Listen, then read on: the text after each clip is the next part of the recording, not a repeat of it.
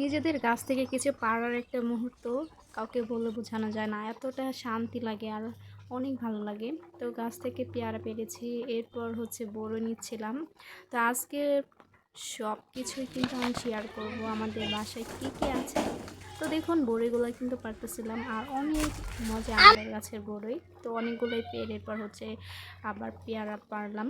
আর এখন হচ্ছে মুরগির ডিম পেরেছে, এটাও নিব। আসলে নিজেদের বাসায় কিছু একটা থাকলে খুবই ভালো লাগে। দেখুন মাশাল্লাহ অনেক সুন্দর একটা ডিম।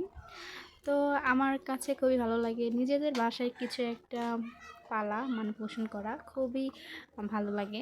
তো দেখুন মুরগির ডিম পেড়েছে, এরপর হচ্ছে আবার কলা বাগানে গিয়েছি। তো কলা বাগান থেকে দেখি যে কলা পেকেছে, খুবই খুশি আমরা সবাই। তো আমার বাবা হচ্ছে কলা এই তো দেখুন কাটতেছিল। তো নিজের গাছ থেকে কিছু সংরক্ষণ করার একটা আনন্দ মানে যাদের আছে তারাই শুধু বুঝবে।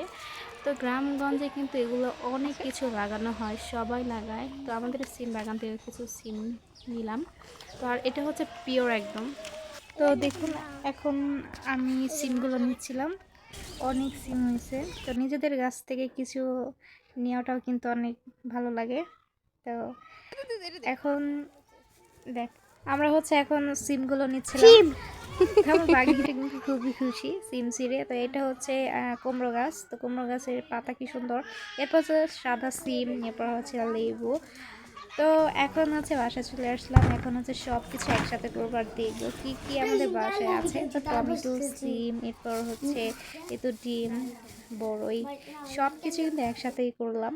আর হচ্ছে কলা। খুবই ভালো লাগতেছে যে নিজেদের বাসায় কিছু একটা হয়েছে। তো কেমন হয়েছে বলবেন অবশ্যই, আপনাদের কেমন লাগছে।